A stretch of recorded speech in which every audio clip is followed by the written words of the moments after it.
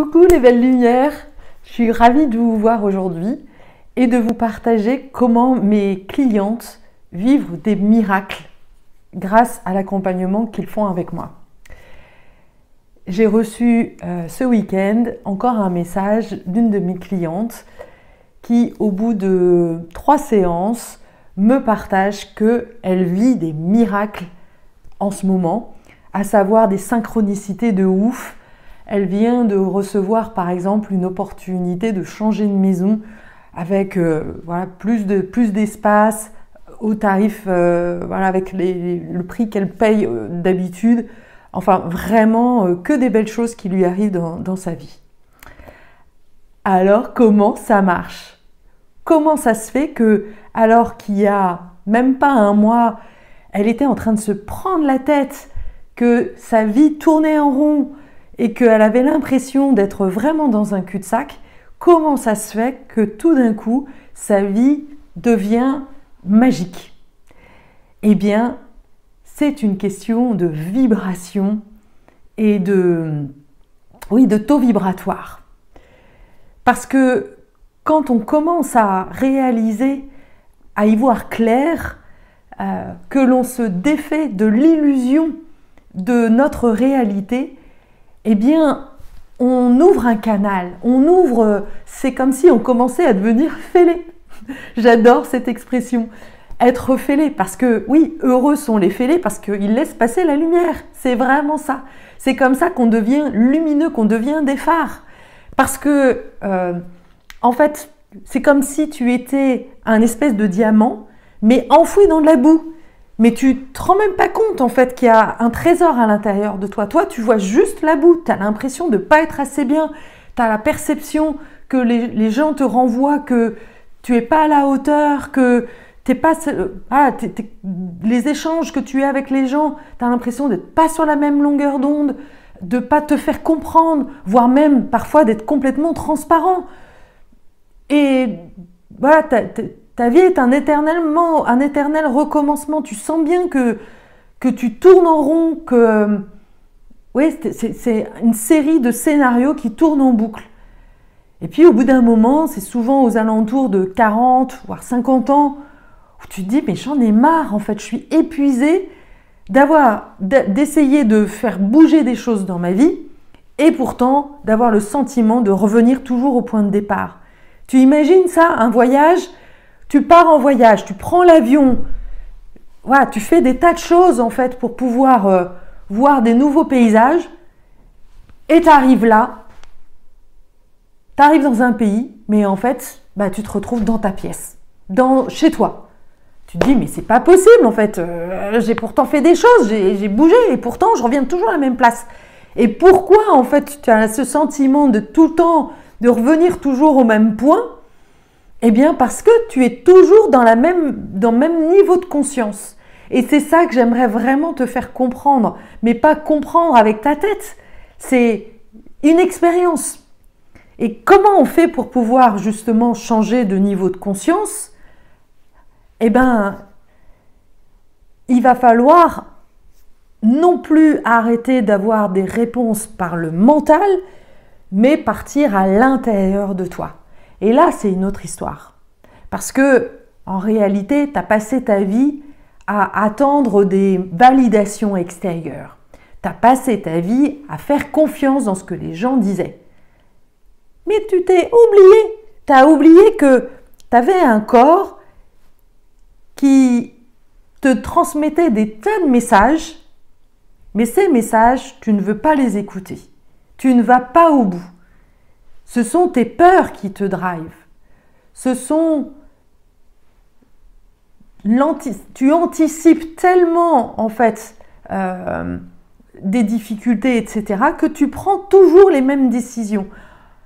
C'est-à-dire que tu prends les décisions tu prends tes décisions toujours avec les mêmes méthodes, avec ta tête.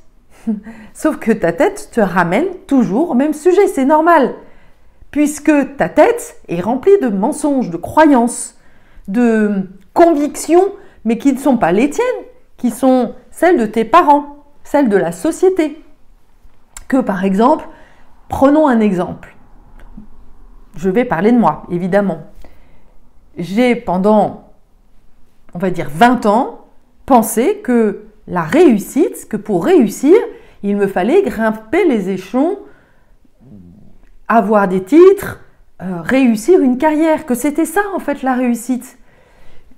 J'ai aussi pensé que réussir une vie de couple, eh bien, c'était oublier quelque part mes besoins et satisfaire les besoins de mon conjoint, voire de mes enfants. J'ai longtemps pensé que être une bonne mère, c'était répondre aux besoins de mes enfants. Waouh! Mais je peux te dire qu'aujourd'hui, je pense plus du tout pareil.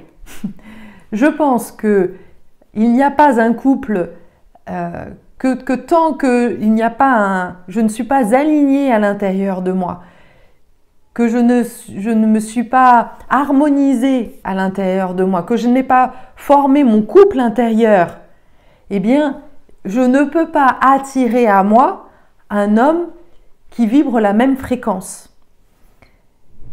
Parce que si je n'ai pas fait en fait ce mariage à l'intérieur, je vais chercher un homme pour répondre à des besoins et à des manques surtout. Manque de sécurité, manque de reconnaissance. Et donc du coup, je vais demander à mon mari de répondre, de combler un manque qui est à l'intérieur de moi. Mais en faisant ça, je lui donne un énorme pouvoir. Je lui donne aussi le pouvoir de décider de qui je suis. En gros, je m'oublie totalement. Grande erreur. Pareil, si je donne le pouvoir à mes enfants de décider, de répondre à leurs besoins, si je fais ça de ma vie, en fait, une priorité de répondre à leurs besoins, eh bien, je vais mettre de côté, eh bien, toute la dimension féminine, mon besoin aussi de me réaliser professionnellement, par exemple. Mon besoin de vivre des expériences. Ah ben non, il faut que je sois à la maison, que une bonne mère, c'est prendre soin, c'est être là, c'est toujours disponible. Mais non, puisque, en fait, mon rôle de mère, en tous les cas, c'est comme ça que je le vois aujourd'hui, c'est en effet d'être à l'écoute des besoins de mes enfants, mais aussi d'être à l'écoute de moi et de justement de leur faire prendre conscience que il y a des moments où j'ai besoin d'écouter mes propres besoins et du coup de leur donner une belle opportunité pour devenir autonome émotionnellement, physiquement, d'apprendre à faire la cuisine, à se gérer eux-mêmes, à gérer les manques, à se retrouver aussi face à leurs propres besoins et du coup de trouver des amis, de trouver des personnes, des ressources à l'extérieur et donc du coup de se détacher aussi d'une certaine dépendance affective qu'ils pourraient obtenir parce que voilà, ça pourrait me nourrir cette sensation que je suis indispensable pour mes enfants. Mais c'est une erreur. Mes enfants ont besoin à un moment donné de sortir du nid et quelque part, moi je vois que ma mission c'est justement de les préparer à ça en fait et de faire que ce soit un moment le plus facile pour eux en fait. Donc tu vois comment j'étais conditionnée en fait par des pensées, par des croyances, mais qui ne sont pas les miennes. Je vais y arriver. J'ai longtemps pensé que je n'avais rien d'intéressant à dire en fait, puisque à la maison, dès que je disais quelque chose, on me faisait comprendre que on me comprenait pas ou voilà, on me regardait avec des yeux ronds et j'avais l'impression parfois d'être un extraterrestre. Et aujourd'hui, je vois combien, oui, peut-être que je ne m'adresse pas à une majorité, c'est ok, mais je sais aussi que je fais du bien à certaines personnes. Et d'ailleurs, si tu te sens concerné, si tu sens que cette vidéo vraiment t'apporte un baume au cœur, eh bien je t'invite à cliquer sur la petite cloche pour pouvoir recevoir les prochaines vidéos, être informé des prochaines vidéos et à t'abonner sur ma chaîne. C'est aussi quelque part comme me remercier en fait de faire ces vidéos pour pouvoir t'apporter des clés et te reconnecter à ce qui est le plus important pour toi. Voilà, donc ça c'est vraiment, vraiment fondamental. Et j'arrive là et je ne sais même plus quel était le sujet de ma vidéo. Alors je vais arrêter là. À bientôt.